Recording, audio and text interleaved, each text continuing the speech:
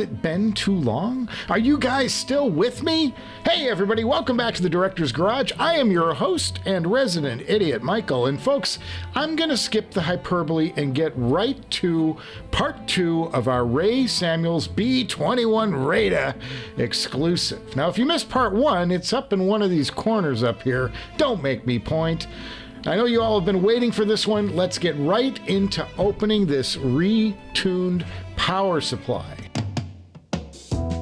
So how did this all even happen? Well, I was relaying to Ray that while I thought the electrostatic side of this B-21 Radar was incredible, and it truly is, guys, I called it the second best E-stat amp I've heard, and I still feel that the KGSSHV Carbon CC, the alphabet amp as I call it, was more open and airy. I thought it delivered a better overall experience. But Ray wanted me to hear how he could alter the voltages in the amp to make it sound more open at the top end at the sacrifice of a little bit of bass. And as I said in the last episode, I turn to dynamics and planars when I'm looking for a lot of bass thump, and I want my E-stats to give me that ethereal top end and give me the detail that the dynamics just can't come close to matching.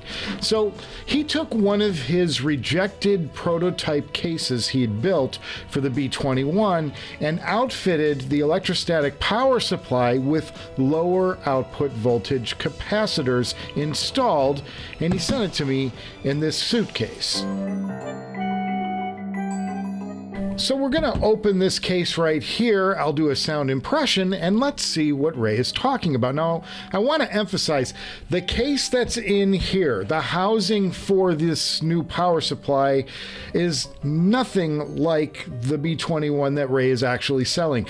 The housing for this, the case around the new boards, is a prototype case that he rejected for the final build of the B-21. It was just a case he had laying around the shop, and he thought, oh, I'll install the new power supply just to let my friend Michael hear what's possible on the B-21.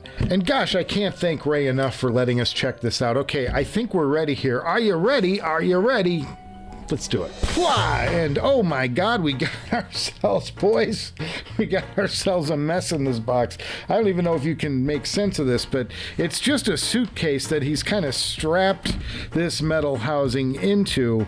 And oh my, let's see if I can get this undone, and we'll just, yeah, there's nothing to see here. This is not... Oh boy, yeah. This is an early, you can see it's an early prototype. None of the fancy stuff that we see in the final version is here. It's just a case with some boards in it. So let's see what's on the backside. And yeah, it's just got the snake cable and it's got the power supply hookup. And the front side has this power switch right here. So it's nothing all that fancy. So what we're going to do is we're going to put this power supply into the B-21 chain, and we're going to see how it compares to the KGS. Yep, it's another sound impression of this amazing amp. Let's get to it. Sound impression.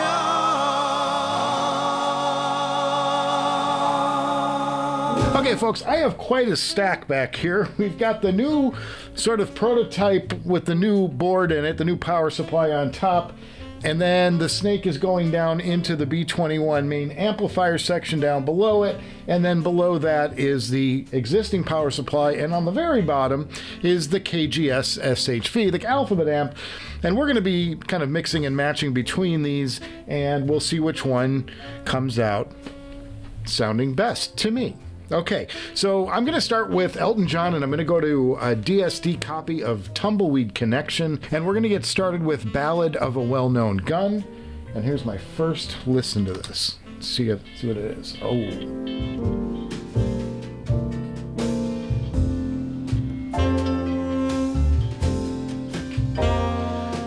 it's still got all that bass. I mean, beautiful. All right, out of the gate, this is an improvement to me over the old power supply.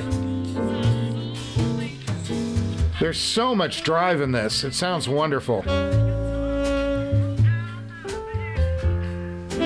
The funny thing is the bass. Wow, that's really loud. The funny thing is that the bass sounds just as powerful as it sounded from memory the old way.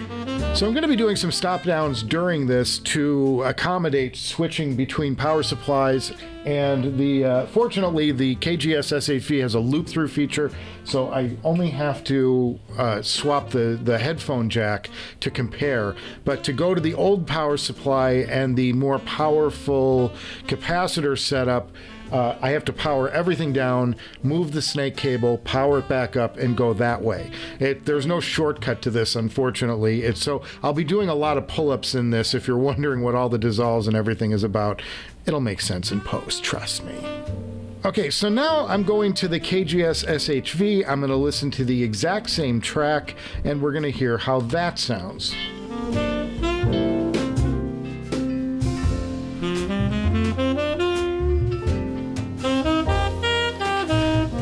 This is a lot closer.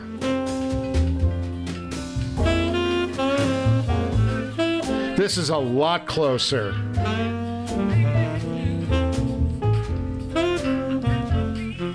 There still might be something a little more open on the top end. I'm not sure yet. I gotta go back and forth a couple times. Boy, this is an outstanding track for audiophile recording, so. Both of these amps offer outstanding bass for an electrostatic.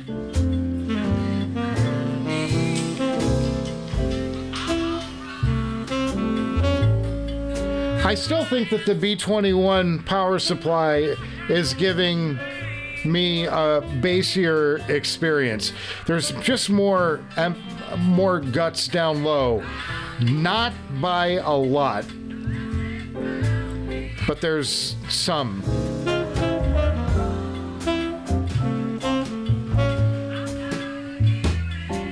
Wow, this is very, very close.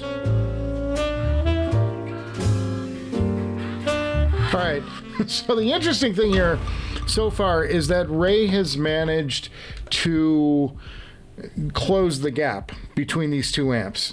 What I'm hearing right now is that the KGSSHV, if there's an advantage there, it's in the transients, meaning when Elton's voice is allowed to fall off into decay, I'm hearing a little more, shall we say, presence in that decay. So it's accentuated a little bit more in the reverb effect. The B-21 sounds a little more full in sound. It's not quite as sparse. However, what I would say is that I think these two amps are a heck of a lot closer than they were. And to check that out, I'm going to now flip to the old power supply, and I'm going to check the same track against the KGS and hear if I'm hearing a difference there. Okay, so now I'm going to go back to the beginning here on Ballad of a Well-Known Gun, and we're going to listen to this again. Now this is the old power supply with the higher voltage coming out of it into the B-21.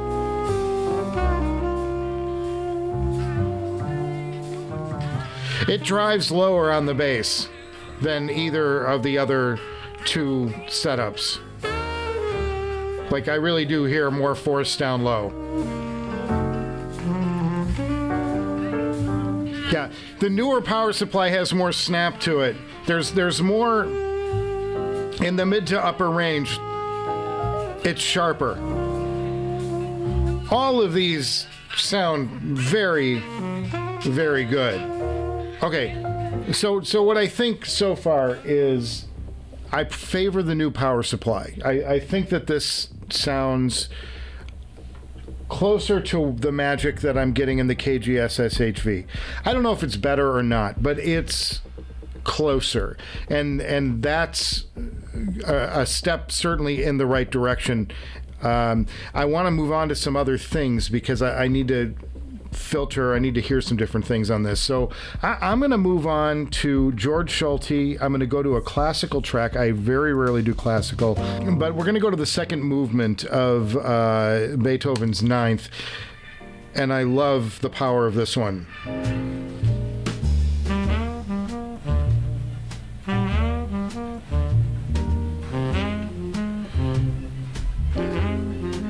This is the original B-21. The cellos and the lower end of the orchestra is very robust. I don't know if it's the most airy I've ever heard this. Okay, I'm going to pause here. Now I'm going to go down to the alphabet amp, and we're going to listen to the same track. Oh. Wow.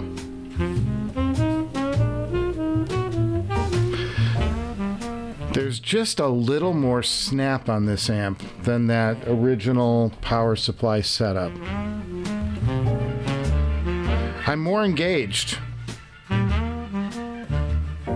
It's so delicate, and it's a march, and it builds. And I get lost in this because what it makes me think of is they're playing as if there's so much at stake here. You feel the energy, and it just permeates the music, and it gives you that emotional pull. Okay, so now we're going to stop here, and I'm going to go to the new tuned power supply. All right, racking up, doing it again, third time through. Ooh.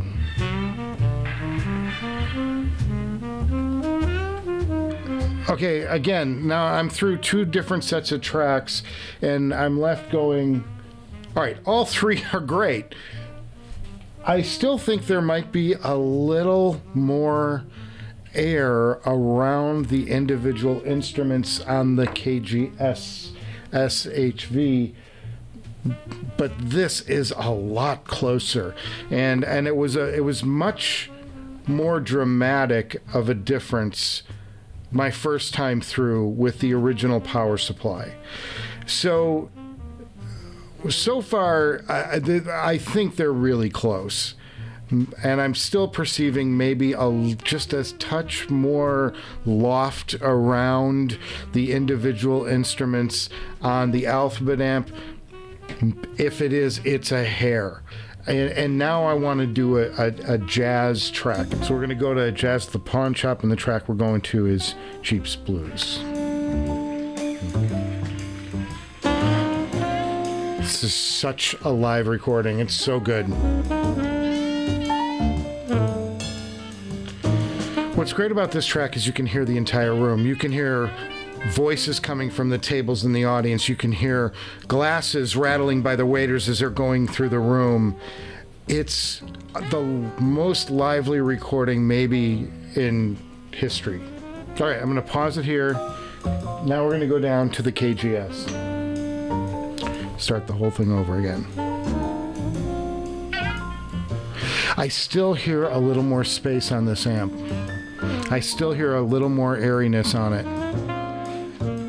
Guys, and I'm not talking about, if you came in and sat down and listened to this amp by itself, you'd go, holy crap, this is amazing. It's just going A-B between these two. I'm just hearing a little more openness in the room. Okay, I'm gonna pause it right here because I've been going back and forth. I've been going back and forth so long that I'm starting to lose the battery lights that are around the room. That's how long I've been doing the tracks today. I think the original B-21 configuration as shipped from Ray was terrific. It's a terrific tuning and a terrific sounding amp, and it's got drive and it's got great, it's fantastic.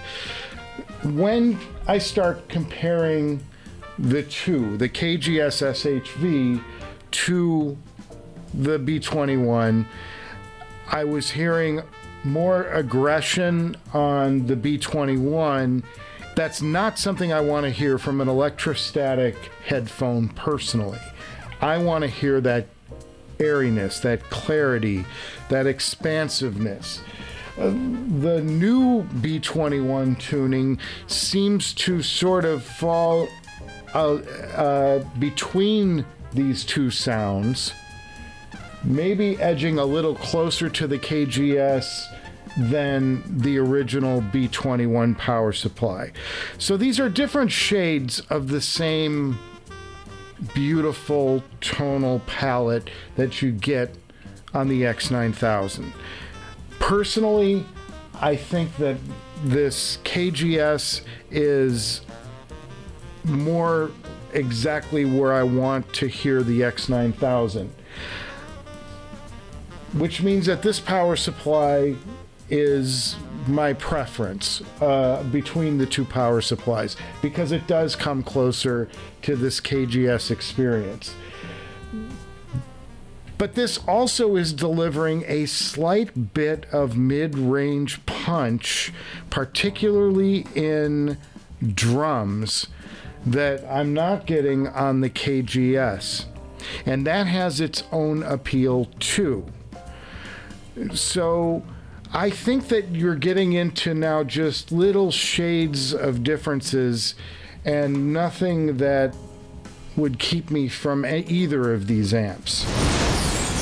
Hey everybody, welcome to the future. And you know it's the future because it says so right there. Okay.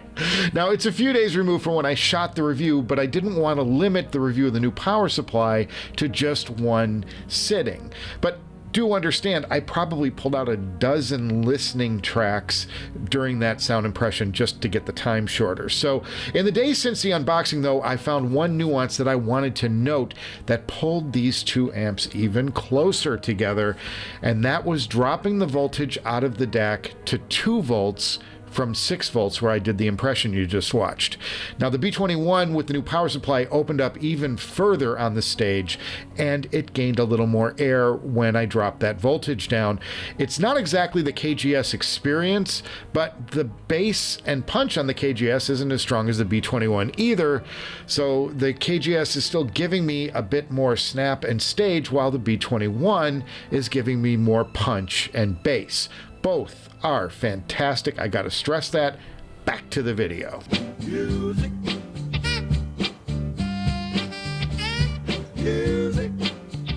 All right, we're going to talk some music now with the B-21. And my favorite session with this amp was with music from Big Pink by the band, paired with the Summaria. All right, let's talk about this record for a second. Picture the music scene in 1967. It's the summer of love. The Beatles released their masterpiece, the ornately decorated Sgt. Pepper's album. The Doors, Jefferson Airplane, and a new guitarist named Hendrix were opening minds to another dimension. The Dead were in San Francisco exploring space and time in an acid-infused psychedelic haze.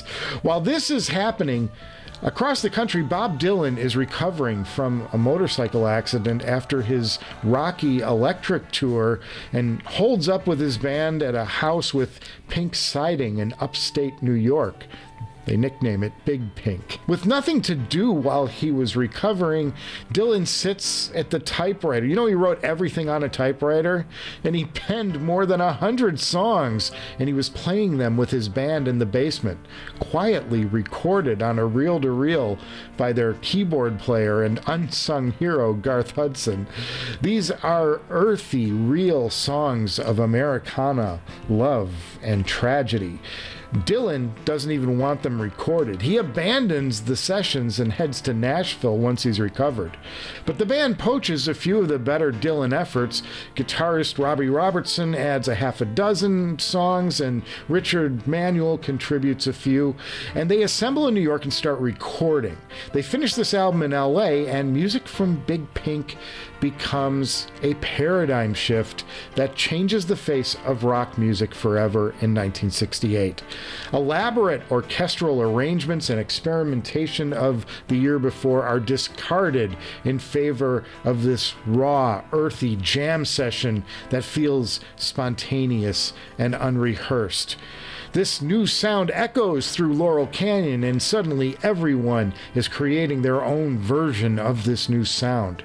If you question the importance of Big Pink, listen to Crosby, Stills and Nash, Joni Mitchell, Working Man's Dead from the Grateful Dead. That's a good one. Delaney and Bonnie, tell me they're not direct descendants of the band's first album. The Weight is the single recorded, and listening on the Safara, Helm's drums erupt with thunder through the mix. The bottom end on this record is pure magic through the B-21. It touches the soul. The vocal imaging is next level. Each band member contributes verses and harmonies from distinct points in the stage, with reverb tying the vocals together. Though the presentation is loose, you get the feeling these guys know exactly what they're doing, and every decision is measured for maximum impact. I've never heard this album sound better, and this session alone convinced me I need to try to find a way to afford this amp. And one other note, those original recordings that were recorded in the basement of Big Pink with Dylan and the band, those were held back for a number of years. Finally, some of them were released in 75, 76 on an album called The Basement Tapes. Years later, they finally released the full, unedited 150-song catalog of all those recordings from the basement of Big Pink. It's well worth the effort. They're on Tidal. They're streaming all over the place. Check them out sometime. All right, guys, it's time to start bringing this epic two-part episode to a close. So let's start wrapping it up. And what I'm going to say is that for dynamic headphones and platers, I've yet to hear an amp drive headphones to a higher level of dynamic punch, clarity, and tone than the Ray Samuels B-21 Raider. It is the finest amplifier I've heard to date for the toughest to drive headphones and every other headphone on the dynamic side and planar side. Now, it also happens to do an amazing, remarkable job of driving electrostatic headphones. You get a premium electrostatic experience with the B-21. I prefer the lower voltage tuning of the power supply that Ray sent over. I think it gets closer to that euphoric sound and supreme detail.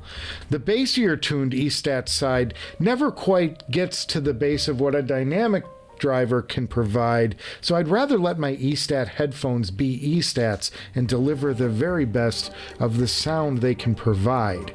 And this new tuning aligns with what I want from an electrostatic amp. Now, I will admit there is one thing that I would change about the B-21, and that's I'm not a huge fan of a stepped attenuator, though I love the massive chunky volume knob itself. It's a great piece of art. I'd prefer Molnar's TKD volume pot or the Alps RK50. Ray says he uses the stepped attenuator because it's the pot he's been using for years and years and years, and he's never had one fail or develop noise. And that's a solid argument, but personally, I'd like the stepless one. I asked him, and he said he can't change this component out due to the way it mounts to the circuit board. If you're in the market for the best sounding Mod House and OG Safara amp, plus it does mind-blowing work on mere mortal headphones, I would put this one right at the top. And as a bonus, you get one world-class electrostatic amplifier thrown in as a bonus. This amp sucks up any genre, any headphone, any rig, and does its business of delivering incredibly clean power with abundance of reserve. It's the stuff that dreams are made of. Now, I'm not going to sugarcoat this, guys. This thing is expensive. $12,500 expensive. There are only a select few amps that cost more than this thing, and I haven't heard many of those. But Ray tells me that the parts alone are costing him $8,000, and $4,500 for labor to hand assemble and wire an amp sounds kind of reasonable to me. In addition to the R&D that went into this thing, plus keep in mind Ray can't amortize the cost of this R&D over, say, a run of 200 amps. He's only planning on making 7 of these in the initial run and around 20 for the total run, though I've heard that he's going to make as many as people want to order. Now, I want one for sure. I'm not sure how I can afford it, but the plan is to sell off my Zale and maybe a few headphones to make room for this in the budget. And if I need some justification, because we all live on solid rationalizations, don't we? Break it down into 2 top-tier amps, one electrostatic and the other dynamic. $6,000 an amp doesn't sound all that bad, right? Yeah, it's a rationalization, but that's how we get through the day, isn't it? Now, I would like to keep the Molnar KGSSHV if I can, because I do think that it does give me a little different flavor on electrostatics. I'm not so sure that it's better anymore, though, than the B-21. I think it just sounds a little different.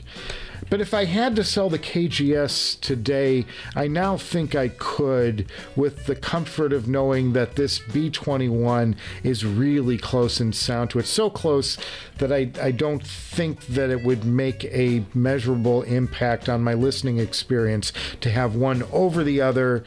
And it sure is a lot more convenient to be able to go from the electrostatic to a dynamic at the flip of a switch. That's a trade-off that's probably worth making. Wrap this damn show up. Now, I hope you found this review as rewarding as I did, and I kind of dread getting to the end of it because it means I'm gonna have to say goodbye to this B-21 Radar. Goodbye.